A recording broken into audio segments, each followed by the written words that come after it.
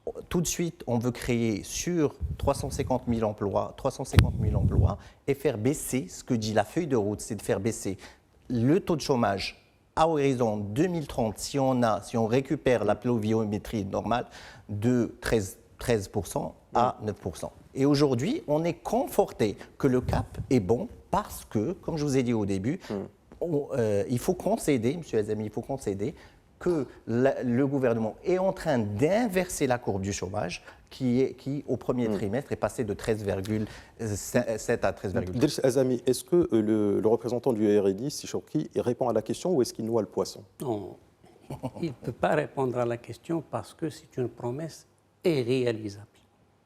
Irréalisable, parce que j'ai tout à l'heure parlé de changement de paradigme couplé à un changement de promesse. En octobre 2021, le gouvernement nous avait promis 1 million d'emplois et un taux d'activité de femmes de 20 à 30% durant la législature, je pensais. Maintenant, en avril 2025, ce n'est pas 1 million d'emplois à l'horizon 2026, c'est 1 450 000 à l'horizon 2030. Donc, il y a une ironie de l'histoire, la Constitution, où est la Constitution? Et 9% du taux de chômage à l'horizon 2030. Pour réaliser les 1,45 et les 9%, on a besoin d'un taux de croissance de 8%. Ça, c'est acté. On a besoin d'un taux de croissance annuel de 8%. C'est 2 fois ce que nous réalisons aujourd'hui. Ça, c'est le premier niveau. Pour réaliser un taux d'activité de 30% chez les femmes, nous avons besoin d'une création nette d'emplois chez les femmes exclusivement de 1 400 000. Donc, on a besoin de créer 1 400 000 pour les femmes exclusivement et on a 1 450 000. C'est-à-dire que ce gouvernement, avec des miracles de je ne sais quelle nature, va nous créer 2 850 000 emplois. Donc, c'est pour cela que je vous dis, ce n'est pas une question par manque de volonté. La promesse du taux d'activité des femmes de 20 à 30%, c'est par ignorance. Je vous le dis clairement. Mais comment pouvez-vous parler d'ignorance alors qu'on nous parle du gouvernement des compétences? C'est une ignorance manifeste. Parce que s'ils ont fait un petit calcul, au jour de fixer cette promesse-là, ils allaient se rendre compte que c'était irréalisable. Et la preuve, on n'est même pas à 20%. Nous demandons à notre gouvernement de maintenir les 20%. On l'exonère. On l'exonère de la promesse de 30%. On demande au gouvernement uniquement de nous conserver le 20%. On est au-dessous de 20% pour les femmes. Ça, c'est le premier niveau. Deuxième niveau, c'est que, encore une fois, ce n'est pas une question de volonté. C'est un problème d'ignorance et de déni. Je reviens et je dis que le gouvernement n'a pris conscience de la problématique de l'emploi et du chômage qu'après 38 mois. C'est une erreur. Après 38 mois, la feuille de route, ça c'est un fait. Ouais. La feuille de route pour l'emploi, elle a été signée en avril 2025. L'engagement du gouvernement concernant l'emploi, ça c'est... Maintenant, il y a un autre problème. J'ai parlé tout à l'heure du commerce extérieur. Juste garder mon temps, s'il vous plaît, je vais parler du pacte national pour l'investissement, rapidement. Sa Majesté le Roi, en octobre 2022, il a exhorté le gouvernement de travailler avec le secteur privé et avec les banques pour faire un pacte national pour l'investissement. Jusqu'à date d'aujourd'hui, il n'y a aucune mesure concernant le pacte. Parce que, qu'est-ce que ça veut dire le pacte national pour l'investissement? Avec l'objectif fixé par Sa Majesté le Roi, c'est 500 000 postes d'emploi. Parce que c'est un travail que le chef de gouvernement qui fixe les montants, erroné, devrait aller dans le terrain et chercher auprès des secteurs la création des emplois. On y arrive. Mohamed Chouki, je vous laisse réagir très rapidement, s'il vous plaît. L'ignorance, c'est de promettre sur plusieurs années des taux de croissance irréalisables. La différence entre ce gouvernement et les gouvernements que vous avez dirigés, que votre corps politique a dirigé, M. Azami. Avec vous. Vous étiez avec nous. Vous étiez avec nous dans des postes clés. S'il vous plaît. Donc vous ne pouvez pas C'est Azami, je vous ai pas interrompu. Je ne peux pas vous laisser dire quelque chose qui n'est pas réel. Est-ce que vous n'avez pas la responsabilité politique, vous n'assumez pas la responsabilité politique de 2 gouvernements où vous étiez... Est-ce que vous étiez... Là, s'il vous plaît, c'est Azami. Laissez-le. Là, c'est Azami. Vraiment, laissez-le, s'il vous plaît. Donc, l'ignorance, je disais, c'est de promettre justement pendant 2 mandats des taux de croissance irréalisables. Rappelez-vous, c'est de ne pas créer, c'est de déséquilibrer les finances publiques, c'est de ne pas, c'est de déséquilibrer. Laissez-moi terminer. C'est de déséquilibrer les finances publiques, c'est de ne pas créer de l'emploi, c'est de nous laisser un héritage sur l'État social, qui avec un bilan quasi nul. Donc c'est ça l'ignorance, monsieur Azami. Alors, même si c'est vous qui étiez à la tête des départements clés, je suis en train de vous dire que heureusement qu'il y avait le RNI dans certains départements, parce que c'est ça qui a sauvé le bilan. Très bien. Mais la responsabilité... Donc le bilan, il est mauvais. La responsabilité politique, vous devez l'assumer. Je vais vous répondre sur cette question. Comment vous faites c'est ce que vous avez fait pendant 10 ans. C'est d'être chef du gouvernement toute la semaine et le week-end être le premier opposant. S'il vous plaît. S'il vous plaît, vraiment. J'ai envie de dire que oui, certes, les chiffres du chômage sont là, ils sont inquiétants, ils sont importants. Le gouvernement, encore une fois, je dis que le gouvernement est en train de travailler, de décliner son programme. À la fin de 2026, les 1 million d'emplois seront au rendez-vous? Je ne peux pas vous donner ce genre de réponse.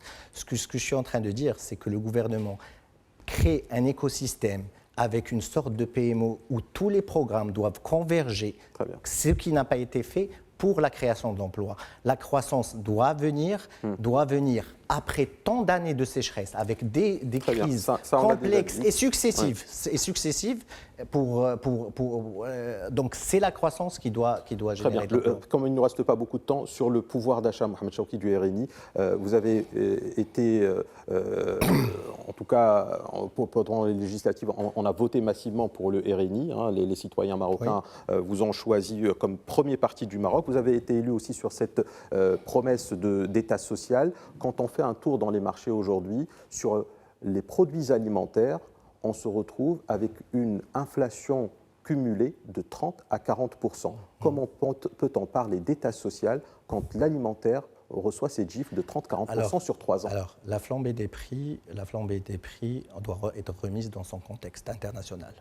Le Maroc, comme le monde entier, a vécu bien sûr une incertitude économique et des crises d'approvisionnement, des ruptures d'approvisionnement. Le gouvernement de Aziz Arnouch, bien sûr, a fait des programmes pour aider, pour favoriser la baisse de l'inflation. Et l'inflation s'est inversée. L'inflation qui a fait un record en 2023 de 10%, elle est à 1%.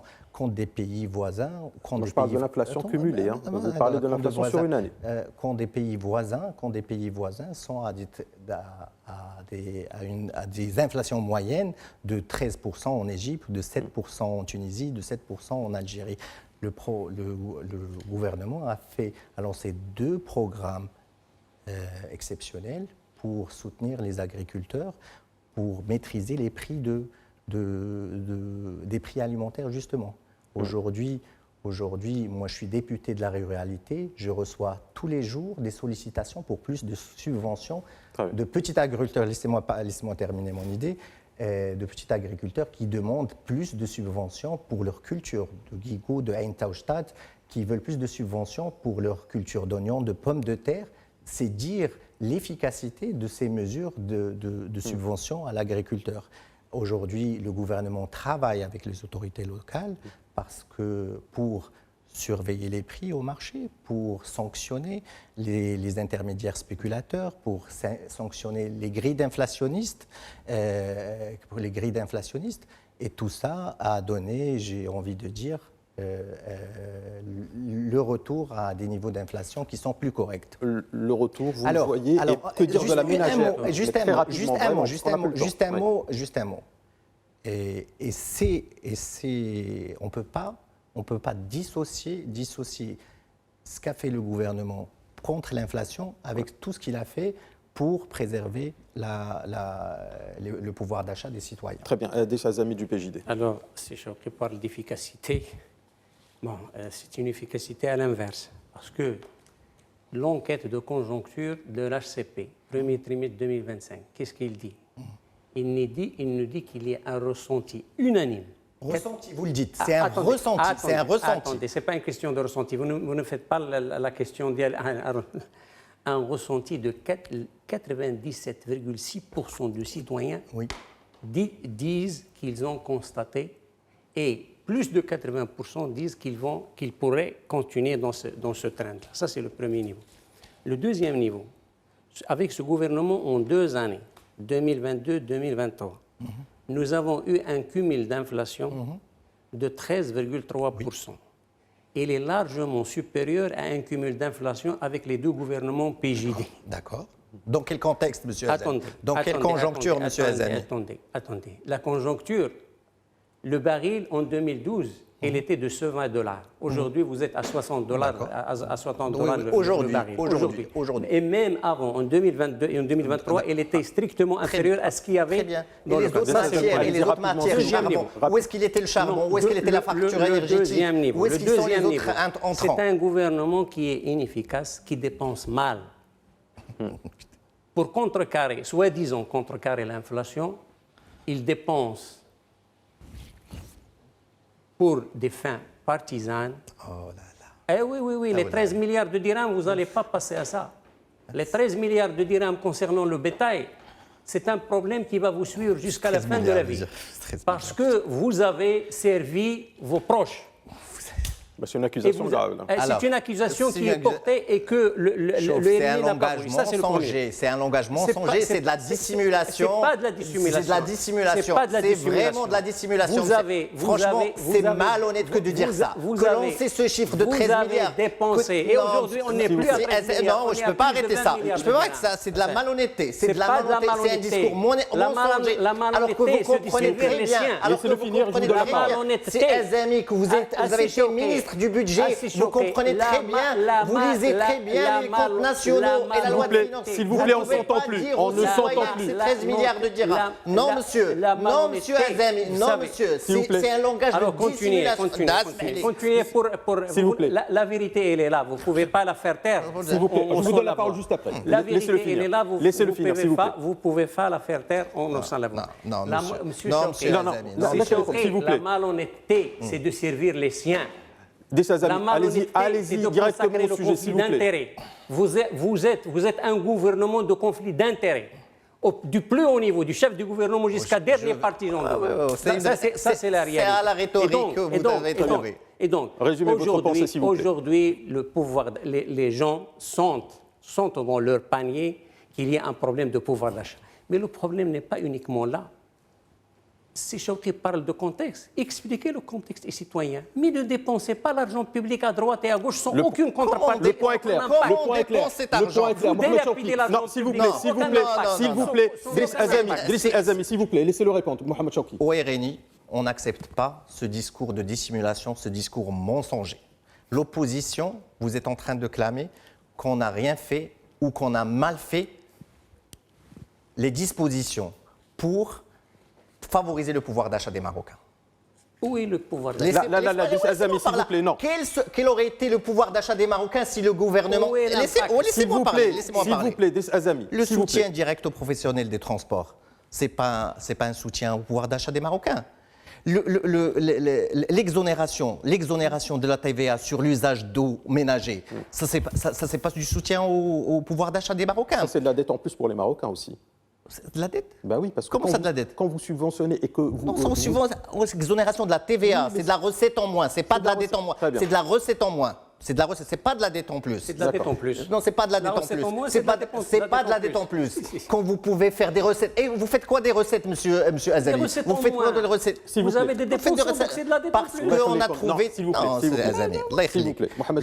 Le maintien des subventions pour le blé, ça, c'est pas du soutien au pouvoir d'achat. Les augmentations de salaire pour les enseignants, pour les médecins, pour les infirmiers, pour les professeurs universitaires, l'augmentation du SMAG, 15%, l'augmentation du SMIC, 10%. Excusez-moi. Excusez-moi, très bien. Non, monsieur Azami. Aujourd'hui, quand on a le salaire moyen de la fonction publique qui est en train de passer de 8 200 dirhams à 10 100 dirhams en 2026, ça, c'est pas du soutien au pouvoir d'achat. Excusez-moi, une inflation cumulée de 30%. S'il vous plaît. Faites défalquer les 30%. On a encore la santé à traiter, s'il vous plaît, rapidement. L'exonération de l'IR pour les retraités, la baisse des niveaux de retraite, que vous n'avez pas d'ailleurs voté au PJ des lois de finances, que vous n'avez pas voté. Ça, c'est du soutien au pouvoir d'achat. Le gouvernement a pris plusieurs mesures pour favoriser le pouvoir. En plus, j'ai envie de dire, il me plaît de dire aujourd'hui, ou de rappeler l'institutionnalisation du dialogue social, 46 milliards de dirhams pour le dialogue social. Tout ça, bien sûr, il y a eu de l'inflation. Il y a eu de l'inflation importée. Il y a l'inflation, du grille d'inflation, de la grille d'inflation, j'en ai parlé tout à l'heure. Mais il y a aussi toutes ces mesures. Quel aurait été le pouvoir d'achat si le gouvernement n'a pas dépensé? Très bien. Mohamed Chawki, très rapidement, sur la couverture santé, puisque c'est aussi un des axes qu'on est censé discuter. Malheureusement, il ne nous reste pas beaucoup de temps.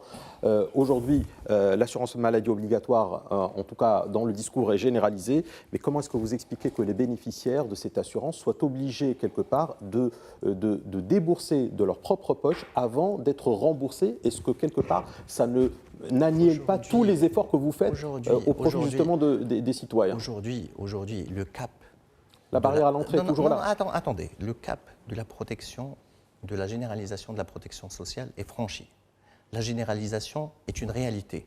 On va dire, avec toute humilité, est-ce qu'il n'y a pas des couacs? Oui, il y a des couacs. On est au début. On est au début. Vous nous demandez un peu moins de triomphalisme. Oui, il y a des couacs. Ces couacs sont en train d'être réparés.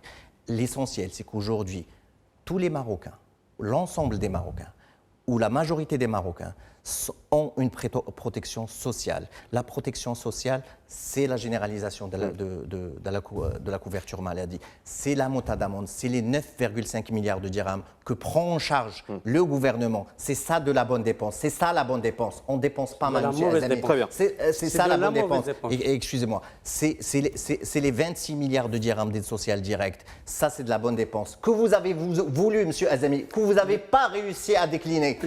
C'est les 10 milliards de dirhams, l'aide au logement. Donc c'est ça l'État social. On va être. Ce mandat va être une référence dans l'accélération de l'instauration de l'État social. On ne dit pas, encore une fois, avec toute humilité, que les autres gouvernements, depuis 2000... La carte, s'il vous plaît, la carte qui permet justement de ne pas avancer ces frais-là, est-ce que sera opérationnelle à la fin du mandat 2026 Elle sera opérationnelle avant la fin de ce mandat. Mais tous ces retards, ces ajustements, ces fine-tuning que vous demandez aujourd'hui, il faut voir l'héritage, ce qu'on a trouvé dans la gouvernance, dans les textes législatifs, dans les textes d'application. Tout ce retard, le gouvernement, avec sérieux, avec abnégation, l'a entrepris. Et donc, c'est ça le moment. Très bien. Pour qu'à la fin, M. Azami, si vous me permettez, ce mandat soit la référence, le référentiel dans la déclinaison de l'État social. Driss Azami du PJD. Rapidement, ce qui m'inquiète dans cette question de la couverture médicale, ce n'est pas les réalisations. Ce qui m'inquiète, c'est le déni du gouvernement. À quel niveau? Et je vais vous dire quoi. Il parle de généralisation de la couverture médicale. Aujourd'hui, 2 rapports officiels. Le rapport du Conseil économique du CESE et le rapport de la Banque mondiale qui a donné au gouvernement un prêt de 600 millions de dollars. Il parle de 75%. Ya Ibadallah, 8 500 000 Marocains et Marocaines ne sont pas couverts médicalement. Vous nous parlez de généralisation, c'est faux, ce n'est pas un couac, c'est un raté. Et le problème, c'est que vous pratiquez le déni. Je n'ai pas de problème à ce que ça ne soit pas réalisé. Mais le problème, c'est que vous ne reconnaissez pas cette erreur-là parce que vous n'allez pas travailler pour la corriger. Ça, c'est le premier niveau. Et le deuxième niveau, les 9,5 milliards, il est mal dépensé. Les 9,5 milliards, on prenait en charge ces personnes-là à 2 milliards. Ce gouvernement, avec 9,5 milliards, et avec ça, il va faire foirer le système. C'est le même service. Vous allez, je vous le dis aujourd'hui, je vous le dis en toute responsabilité. Aujourd'hui, vous servez le privé Et pas n'importe quel privé, le privé rentier, à 90%. Le point est clair, on arrive au terme de l'émission. Je vous laisse rebondir très rapidement pour répondre à ces amis, mais vraiment très rapidement, en quelques secondes. Aujourd'hui, outre la durabilité... Les 8 millions. Non. Qu'est-ce qu'on fait des 8 millions? S'il vous plaît, on est en train de déborder. Outre la durabilité, la protection... le rejet des chiffres de la CNSS, etc., vous êtes la rhétorique du gouvernement sur ces sujets-là. Est-elle un trou de souris dans lequel vous voulez vous glisser? Vous avez signé avec la Banque mondiale. Non, s'il vous plaît, Driss Azami, est-ce que vous savez ce que vous signez ou vous ne lisez pas ce que vous signez? Driss Azami, s'il vous plaît. Très rapidement. Il parle de la rhétorique de l'opposition. Ce n'est pas de la rhétorique, c'est des documents officiels signés avec la Banque mondiale. Je peux parler, s'il vous plaît. Non, parce que vous dites la rhétorique c'est la rhétorique. Non, vous avez parlé de la durabilité, vous avez parlé de financement. Ce n'est pas la première fois. Alors, aujourd'hui, vous parlez de la mauvaise dépense. Non, c'est de la mauvaise dépense. C'est de la dépense qui vient pour la dignité des Marocains que vous n'avez pas pu mettre en place, que vous voulez mettre en place la protection sociale. Vous avez peiné à mettre en place. Décembre 2022. Non, je ne vais pas vous laisser relancer le débat. Non, vous clôturez s'il vous plaît, parce qu'on ne pourra pas. Aujourd'hui, j'ai envie de dire que beaucoup de sujets sont encore sur la table du gouvernement. Le gouvernement travaille tous les jours pour réussir la déclinaison de son programme électoral. Et on vous souhaite bonne chance. Alors, laissez-moi une seconde. Et on est très confiant que ce mandat va être la référence dans l'instauration du modèle social voulu par Sa Majesté, je le répète. Et les Marocains sont conscients que l'impopularité de certaines mesures, parfois, ne va pas changer leur intention de vote. Très bien. En tout cas, messieurs, on ne réussira pas à vous mettre d'accord et ce n'est pas l'objectif. Les mots sont des promesses, mais les promesses sont souvent des dettes impayées. Ce soir, nous n'avons pas demandé aux politiques de rêver, mais tout simplement de rendre des comptes, car dans un pays où une partie non négligeable de la population n'arrive plus à joindre les deux bouts, chaque phrase qui sonne faux est une gifle sociale. Le Maroc est un navire en pleine mer, les vagues sont fortes et les courants parfois contradictoire. Le rôle du politique n'est plus seulement de désigner les tempêtes, mais c'est de prouver surtout qu'il sait tenir la barre. Bonne soirée sur Médien TV.